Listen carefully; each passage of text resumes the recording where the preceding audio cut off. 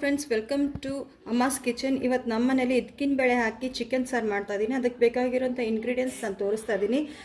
2 ಈರುಳ್ಳಿ, ಬೆಳ್ಳುಳ್ಳಿ, ಶುಂಠಿ, 2 ಟೊಮೊಟೊ, ಹಸಿಮೆಣಸಿನ್ಕಾಯಿ, ಮತ್ತು ಇದು ಗರಂ ಮಸಾಲೆ, ಚಕ್ಕೆ, ಲವಂಗ, ಯಾಲಕ್ಕಿ, ಮರಾಠಿ ಮೊಗ್ಗು, ಸೋಂಪು, ಜೀರಿಗೆ ಎಲ್ಲ ಇದೆ. ಮತ್ತು ಇದನ್ನು ರುಬ್ಕೊಳ್ಳೋಕ್ಕೆ ಹುರ್ಗಡ್ಲೆ, ತೆಂಗಿನಕಾಯಿ ಮತ್ತು 4 ಗೋಡಂಬಿ ತೊಗೊಂಡಿದ್ದೀನಿ.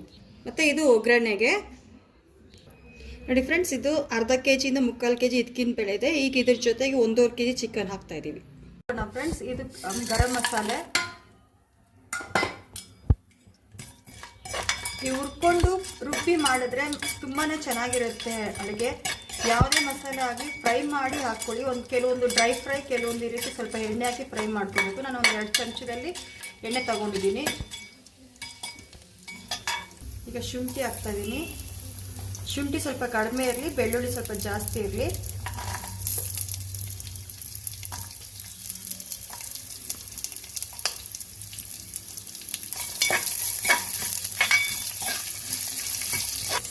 ಈಗ ಈರುಳ್ಳಿ ಹಾಕ್ಕೊಳ್ಳೋಣ. ನಾನಿಲ್ಲಿ 2 ಈರುಳ್ಳಿ ತಗೊಂಡಿದ್ದೀನಿ.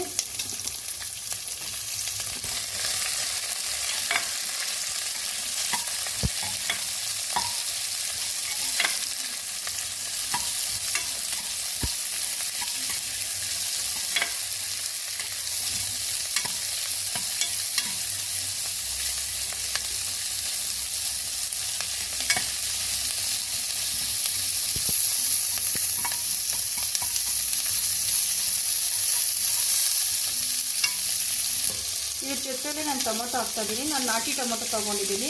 ಒಂದು 4 ನಾಟಿ ಟೊಮೊಟೊ ತೊಗೊಂಡಿದ್ದೀನಿ ನಾನು, ಸಣ್ಣಗಿರೋದು.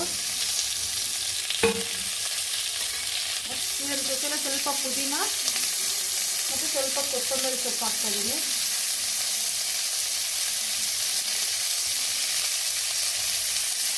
ಈಗ ಇದನ್ನೆಲ್ಲ ಚೆನ್ನಾಗಿ ಫ್ರೈ ಮಾಡ್ಕೊಳ್ಳೋಣ.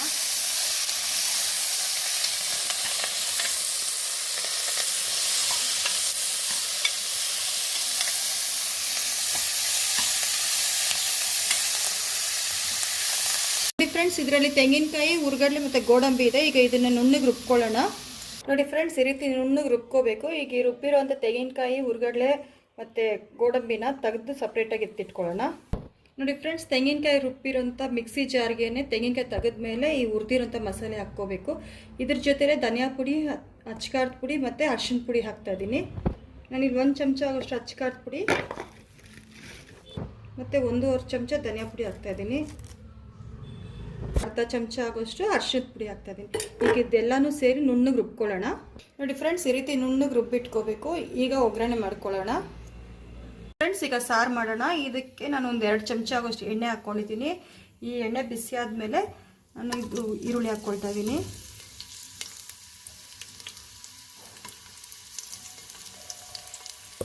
ಈ ಈರುಳ್ಳಿ ಜೊತೆನೇ ಈ ರೀತಿ ಮುರಿದಿರೋ ಅಂಥ ಹಸಿಮೆಣಸಿನ್ಕಾಯಿ ಹಾಕ್ಕೊಳ್ತಾ ಇದ್ದೀನಿ.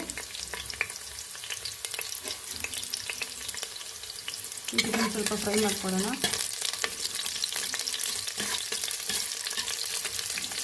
ನೋಡಿ ಫ್ರೆಂಡ್ಸ್, ವಾಶ್ ಮಾಡಿರೋಂಥ ಚಿಕನ್ ಹಾಕ್ತಾಯಿದ್ದೀನಿ. 1 kg, 1.5 kg ಚಿಕನ್ ಇದೆ.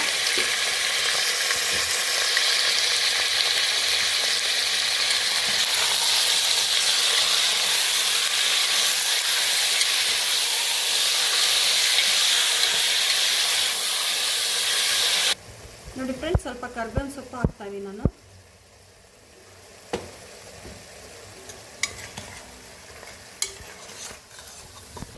ನೋಡಿ ಫ್ರೆಂಡ್ಸ್, ಈಗ ರುಬ್ಬಿರೋಂಥ ಮಸಾಲೆನ ಹಾಕ್ತಾ ಇದ್ದೀನಿ.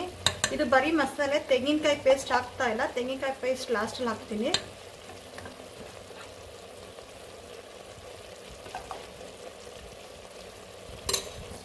ಇದರಲ್ಲೇ ಧನಿಯಾ ಪುಡಿ, ಅಚ್ಕಾರದ ಪುಡಿ ಎಲ್ಲ ಹಾಕಿ ರುಬ್ಬಿರೋದ್ರಿಂದ ಈಗೇನು ಹಾಕೋಂಗಿಲ್ಲ. ಮಸಾಲೆ ಹಾಕ್ಬಿಟ್ಟು ಚೆನ್ನಾಗಿ ಫ್ರೈ ಮಾಡಿಕೊಂಡು ನೀರು ಎಷ್ಟು ಬೇಕೋ ಅಷ್ಟು ನೋಡಿ ಹಾಕ್ಕೋಬೇಕು. ಇದೊಂದು ಸ್ವಲ್ಪ ಹೀಗೆ ಬೇಯಲಿ. ಒಂದು ಸ್ವಲ್ಪ ಉಪ್ಪು ಹಾಕ್ಬಿಟ್ಟು ಹೀಗೆ ಬೇಯಿಸೋಣ ಈ ಮಸಾಲೆನಲ್ಲಿ. ಆಮೇಲೆ ನೀರು ಹಾಕ್ಕೊಳ್ಳೋಣ. ಇಲ್ಲಿ ನಾನು ಉಪ್ಪು ಹಾಕ್ಕೊಂಡು ಬೇಯಿಸ್ತಾ ಇದ್ದೀನಿ. ಸ್ವಲ್ಪ ಹೀಗೆ ಬೇಯಲಿ, ಆಮೇಲೆ ನಾವು ನೀರು ಸ್ವಲ್ಪ ಆ್ಯಡ್ ಮಾಡ್ಕೊಳ್ಳೋಣ. ಸಾರು ಕುದೀತಿದೆ. ಇದಾಗಲೇ ರುಬ್ಬಿರೋಂಥ ತೆಂಗಿನಕಾಯಿ ಪೇಸ್ಟ್ ಹಾಕ್ತಾಯಿದ್ದೀನಿ. ನೋಡಿ, ತೆಂಗಿನ ಪೇಸ್ಟ್ ಹಾಕ್ಬಿಟ್ಟು ಚೆನ್ನಾಗಿ ರುಬ್ಕೋಬೇಕು. ಸೊ ತೆಂಗಿನಕಾಯಿ ಪೇಸ್ಟ್ ಹಾಕ್ಬಿಟ್ಟು ಚೆನ್ನಾಗಿ ಮಿಕ್ಸ್ ಮಾಡ್ಕೋಬೇಕು. ಈಗ ಕನ್ಸಿಸ್ಟೆನ್ಸಿ ನೋಡ್ಕೊಂಡು ನೀರು ಹಾಕ್ಕೊಳ್ಳಿ. ಸ್ವಲ್ಪ ನೀರು ಜಾಸ್ತಿನೇ ಇರಲಿ, ಯಾಕಂದರೆ ಗೋಡಂಬಿ ಮತ್ತು ತೆಂಗಿನಕಾಯಿ ಎಲ್ಲ ಹಾಕಿರೋದ್ರಿಂದ ಸಾರು ಮಂದ ಬರುತ್ತೆ. ಸೊ ನೋಡಿ, ನಾನು ಇಷ್ಟು ನೀರು ಹಾಕಿದ್ದೀನಿ. ಇನ್ನೊಂದು ಚೂರು ಹಾಕ್ಕೊಂಡು, ಯಾಕಂದರೆ ಇದಾಕಬೇಕಲ್ವ ಹಿಟ್ಕಿನ ಬೇಳೆ, ಸೊ ಸರಿ ಹೋಗುತ್ತೆ ಸಾರು. ಈಗ ಒಂದು ಸಾರಿ ಉಪ್ಪು ಖಾರ ಚೆಕ್ ಮಾಡ್ಕೊಳ್ಳಿ, ಯಾಕಂದರೆ ತೆಂಗಿನಕಾಯಿ ಹಾಕಿರೋದ್ರಿಂದ ಸ್ವಲ್ಪ ಉಪ್ಪು ಖಾರ ಕಡಿಮೆ ಆದರೆ ನೀವು ಉಪ್ಪು ಖಾರ ಮಿಕ್ಸ್ ಮಾಡ್ಕೋಬೋದು. ನೋಡಿ ಫ್ರೆಂಡ್ಸ್, ಈಗ ಸಾರು ಕುದೀತಾ ಇದೆ. ಈಗ ಈ ಹಿಟ್ಕಿನ ಬೇಳೆನ ಅದರಲ್ಲಿ ಹಾಕೋಣ.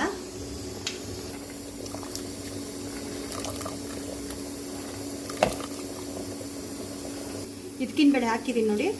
ಈಗ ಈ ಹಿಟ್ಕಿನ ಬೇಳೆ ಸ್ವಲ್ಪ ಬೇಯೋವರೆಗೂ ಹಾಗೆ ಕುದಿಸ್ತಾ ಇರಬೇಕು. ಈಗ ಸಾರು ಚೆನ್ನಾಗಿ ಕುದೀತಾ ಇದೆ. ಈಗ ಸ್ವಲ್ಪ ಕೊತ್ತಂಬರಿ ಪುದೀನ ಹಾಕ್ಕೊಳ್ಳೋಣ.